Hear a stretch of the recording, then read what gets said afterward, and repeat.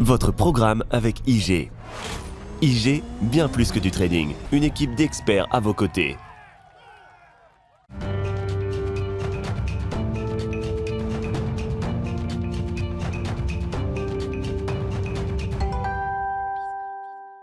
Les enjeux techniques de marché, chaque début de semaine, c'est le plan de trading de Smart Bourse avec les équipes d'IG et Alexandre Baradès qui nous accompagne en plateau, chef analyste chez IG. Bonjour Alexandre. Bonjour Grégoire. Ravi de vous retrouver après une séquence Banque Centrale qui aura marqué quand même ces 10 derniers jours sur les marchés, avec un retour de volatilité qu'on a pu observer sur différentes classes d'actifs. Il y a peut-être un lien d'ailleurs entre le déluge de communication Banque Centrale et ce retour de volatilité qu'on a pu observer jusqu'à ce début de semaine en l'occurrence. Oui, il y a un lien, mais qui est quand même plus attribuable à la Fed finalement, qui a eu ce message pause sur les taux, mais un message quand même très faucon, accompagnant et sans surprise, parce qu'on ne fait pas une pause et on n'accompagne pas ça d'un message accommodant si on veut que les conditions financières restent là où elles sont. Donc c'est assez prévisible, mais en revanche, c'est quand même une mouture de Banque centrale qui est quand même assez disparate, avec les pauses Banque d'Angleterre et Banque centrale suisse, alors qu'on attendait une hausse de taux. Ça, c'est quand même des signaux assez forts, semble-t-il.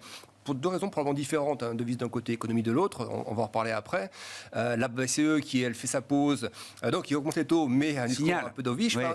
On sent quand même que la question du plafond sur les taux est pleinement d'actualité. Et c'est vrai que la volatilité est quand même revenue plutôt via la Fed, avec donc, ce message toujours assez faucon, ces anticipations de baisse de taux pour l'année prochaine qui ont été dégradées, même si probablement qu'elles seront révisées au mois de décembre, ce qui est un peu la logique. Mais pour autant, je pense quand même qu'on est dans une séquence où je ne pense pas que la volatilité reparte, par exemple, sur le sommet de l'année dernière. On était remonté il y avait l'épicentre, le Covid, c'était à 82 vols. L'année dernière, c'est toute la phase qui a commencé assez brutalement de normalisation monétaire post-Covid, plus guerre en Ukraine, plus confinement en Chine, on monte à 40 de volatilité à peu près. Là, on a 18. Et je pense que dans le séquençage de ces vagues de volatilité, on devrait être dans la dernière vague, comme de l'écume, en fait, qui reste dans une phase de normalisation. Moi, je pense que les banquiers centraux, justement, sont en train d'arriver dans la phase où, désormais, l'équilibre va être de plus en plus dur à trouver, ou en tout cas, va être de plus en plus mis en avant entre le risque d'en faire trop par rapport au risque de ne pas en faire assez. Et ça, on voit que c'est beaucoup plus équilibré. Et désormais, notamment du côté de la Banque d'Angleterre, c'est le risque d'en faire trop qui est ressorti. Idem pour la Banque centrale suisse. Et peut-être un peu pour la Banque centrale européenne. Et ça, je trouve ça plutôt pas mal, parce que oui, les stats macro sont pas bonnes, ou moyennes en tout cas, oui, les indicateurs avancés avec les PMI sont pas bons, et justement, on commence à avoir des comportements de banque centrale qui semblent s'adapter, ou en tout cas qui semblent remarquer, nous faire comprendre qu'elles notent que la composante macro est un peu plus faible. On verra si c'est la bonne stratégie. Enfin, il faut toujours attendre un peu avant de valider effectivement le succès ou l'échec d'une banque centrale. On se gardera de juger trop hâtivement ces décisions. Néanmoins, intéressant effectivement le cas de la Banque d'Angleterre, Alexandre. Comment est-ce que le marché, comment est-ce que les indices et les actions, les actifs britanniques, comment est-ce qu'ils ont réagi à l'idée que la Banque d'Angleterre arrivait, elle aussi, peut-être au pic de ses taux directeurs? Le mix est plutôt pas mal, parce que la livre part toujours à la baisse. Ouais. Ça, c'est quand même plus attribuable, selon moi, au côté un peu rebond, suraccélération des taux US post-Fed. Donc, c'est moins lié à une faiblesse intrinsèque de la livre, où autant l'année dernière, là, effectivement, ça a récapitulé avec le problème des fonds de pension ou autre. Là, c'est le dollar qui est fort, vous dites. Voilà, là, on le voit, c'est le dollar par rapport à l'euro, par rapport à la livre, par rapport au yen ou autre. Donc, je trouve que pour le marché, c'était plutôt perçu comme neutre, légèrement positif. Un petit coup de pouce de la faiblesse de la livre qui fait que le FTSE qu'on a à l'écran se maintient pas trop mal. Mais au-delà de ça, on voit quand même la séquence technique sur le FTSE est vraiment intéressante. On s'appuie depuis plusieurs mois, depuis quasiment tous les creux depuis le début de l'année, s'appuie sur la même zone technique. C'est une ancienne oblique qui passe par de vieux sommets. Et ce qu'on a juste au-dessus, le trait rouge, c'est... On a le record historique là en 2023, mais très très léger. Mais globalement, on voit que c'est bien aligné. Les sommets en gros de 2018 sont alignés avec ceux de 2023. Et on est dans cette zone technique dans laquelle on évolue. Et je pense qu'on a de bonnes chances d'y rester. C'est-à-dire que je pense que le FTSE, c'est peut-être un des premiers indices qui peut, de manière un peu surprenante, parce que l'inflation britannique est supérieure à ce qu'elle est en zone euro et largement plus qu'aux États-Unis. Elle est peut-être beaucoup plus ancrée dans le système aussi qu'ailleurs. Exactement. Et on voit quoi? On voit qu'un indice comme le FTSE, alors qui est un indice mondial aussi, des boîtes exportatrices, etc. Mais la séquence technique montre de la vraie résilience. Et quand on regarde, vous voyez, l'épicentre, donc le Covid, on voit bien le trou. Regardez la séquence 2022. C'est beaucoup plus résilient que la séquence américaine ou européenne, par exemple. C'est dû en grande partie à la grosse faiblesse de la livre l'année dernière. Mais globalement, le séquençage donne des creux de plus en plus haut, en fait. Et on voit que dernièrement, toutes les problématiques d'inflation massive et plus récemment, cette contraction assez marquée de l'économie britannique, eh bien, ça continue de tenir bon. Et je ne vois pas, ou alors il faudrait vraiment des scénarios, un pétrole qui accélère à 120, 130, des choses comme ça qui heurtent plus fortement fortement le marché. Mais si on arrive à caler sous les $100 pour le baril, que l'inflation britannique continue, et une belle marge d'escalier qui a été franchie là, entre juillet et août, moi je vois plutôt l'hypothèse d'une phase consolidante qui se poursuivait dans la zone. Et dès qu'on commence à taper un peu la zone rouge vers la résistance, surtout si ça arrive après, je sais pas, par un bon chiffre d'inflation ou un speech hors réunion de politique monétaire dans Banque centrale, Banque d'Angleterre, qui nous donne un avis assez positif.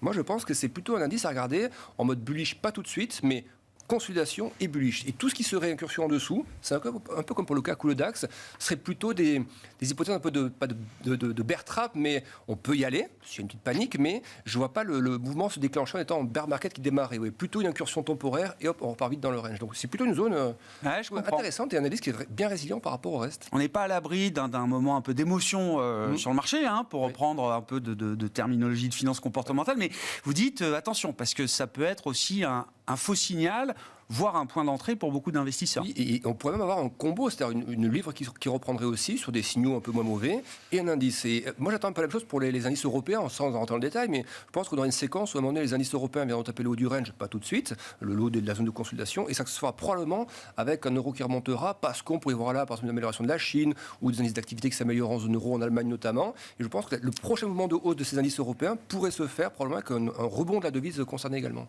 Ce qui est intéressant, c'est que le FTSE est réputé comme étant très matière première, très banque. C'est un indice qui est quand même très pondéré avec ces secteurs d'e-value dans le monde des marchés actions. Alors l'autre actif que vous vouliez nous montrer, Alexandre, toujours en lien d'ailleurs avec les décisions de Banque centrale la semaine dernière, ça a été une des surprises, effectivement, de voir la Banque nationale suisse, dont on attendait qu'elle monte ses taux encore de 25 points de base, je crois, qui a décidé de ne rien faire sur ce meeting. Et sachant que ces taux étaient déjà pas très élevés, c'était 1,75, alors en ligne avec l'inflation aussi. Partait de moins 0,75. Voilà. Ils étaient jusqu'à moins 0,75.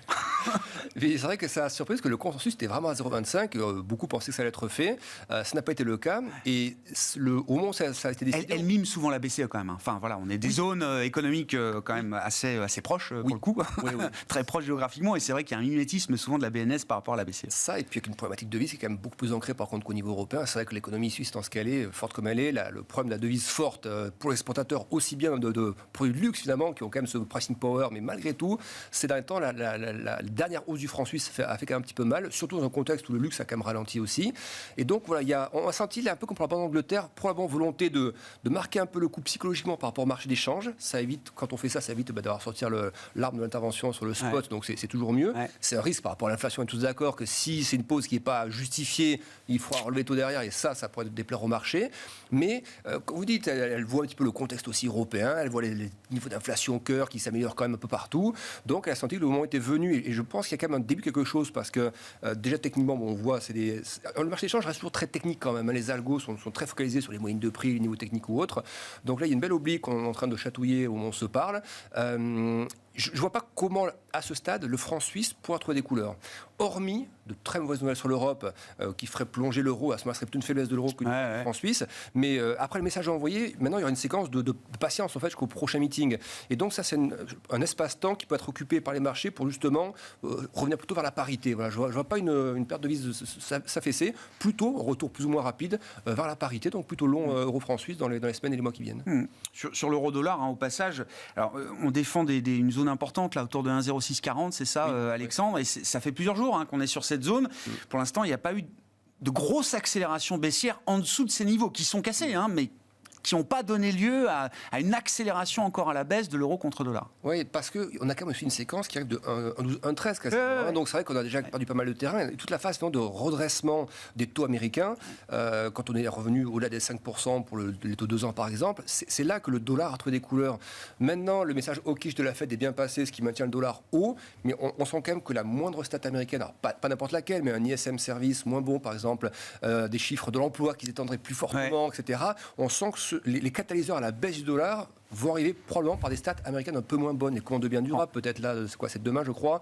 Voilà, tout stats qui montrent que la consommation est un poil moins forte, que l'emploi se détend un peu plus, et des chiffres d'inflation éventuellement, ou un pétrole qui retomberait de 5-6 $, vous auriez, je pense, un effet sur le... Donc moi, j'attends plutôt le moment où on cherchera le bon point d'entrée pour le rebond, 1,06, on ne sait jamais, ça peut capituler. Mais je ne crois pas trop, par contre, à un truc tendanciel long dollar, mais quand même dans l'attente d'un signal technique pour repasser long euro-dollar. Et pour ça, il faut au moins du 1,08, 1,09 sur une stat, par exemple, Ouais, un bon PMI chinois, un bon PMI européen. Pour repasser haussier, quoi. Ouais, se replacer haussier en jouant le range à nouveau 1,12, 1,06. Bon, voilà. Alors, l'IFO allemand ce matin est pas si mauvais que ça. Il est un peu moins mauvais déjà que ce que montrent les PMU, les mêmes enquêtes réalisées par d'autres instituts. L'IFO étant réalisé par l'institut allemand IFO. Ouais, et comme la Chine aussi, on voit que les PMI manufacturiers en Chine sont toujours contractés, mais depuis 2 mois, ils se contractent un tout petit peu moins. Alors est-ce qu'on commence à trouver début d'un bottom? Voilà, début d'un bottom. Allemagne et Chine, ce serait pas mal de le faire en même temps. Bon, et puis vous vouliez finir avec Apple. Toujours intéressant évidemment de parler d'Apple et de regarder Apple. Qu'est-ce que ça nous dit de la santé du marché américain, puisque c'est quand même un poids lourd suffisamment important qui représente une partie en tout cas importante ça ressemble un peu à la séquence de la dynamique américaine. Ça ressemble à la séquence sur le luxe. On dirait du LVMH finalement, on dirait du Hermès. Alors un peu moins, Hermès c'est plus consolidant, mais dans le sens où le rebond de réouverture Chine a été massivement joué. Ensuite, on a aussi un peu occulté dans cette période-là, 2023, début 2023, de la partie taux élevé qui allait commencer à créer un peu ce sentiment qu'il y a d'alternative. On commence à l'avoir un petit peu arrivé. On voit que le Nasdaq est un peu plus latéral depuis quelques temps. L'idée, c'est de dire que Apple, alors là pour le coup, c'est moins précis que les 2 analyses précédentes. Si vous voulez, le risque, c'est qu'on se dise, bon, Apple qui a déjà corrigé de ça, on est revenu sur les anciens sommets, donc on a ce qu'on appelle un pullback, c'est bon, c'est réalisé et on part. C'est quand ça paraît trop évident et trop propre, que c'est là que le marché peut aller chercher la petite louche en dessous, peut-être de 5-10%, ce qui ne ferait pas forcément revenir sur l'oblique en dessous. Mais disons que là, j'ai toujours je pense qu'il y a un petit risque, toujours d'aller chercher un tout petit peu plus bas, et le Nasdaq d'aller chercher un peu plus bas. Mais en revanche, je pense que on est dans la dernière dernière vague baissière plutôt. Le VIX, on en parlait qu'à 18, peut-être qu'on aura un petit spike au-delà de 20 dans les jours qui viennent, mais je pense à la dernière séquence peut-être un peu de capitulation, peut-être que le CAC, le DAX vont aller chercher un peu sur leur consolidation avant de la réintégrer. Donc voilà, pour moi, si on doit jouer baissier, c'est vraiment des stops très très serrés actuellement, mais plutôt à commencer à penser à une phase un peu plus consolidante désormais. Il y a une belle vague haussière qui a été pas mal corrigée. Si ça corrige un peu plus, pourquoi pas dans le contexte de taux élevés. Mais je pense par contre que l'oblique violette, si toutefois on revenait dessus, ce serait une super zone d'achat plutôt que l'inverse. Donc on peut s'ennuyer un peu entre la zone rouge et la zone violette pendant quelques temps, mais plutôt une zone de consolidation. Merci beaucoup Alexandre. Merci pour cet éclairage technique hebdomadaire avec les équipes d'IG. Alexandre Baradès, chef analyste chez IG, qui est avec nous pour ce plan de trading de début de semaine dans Smart Bourse. C'était votre programme avec IG. IG, bien plus que du trading. Une équipe d'experts à vos côtés.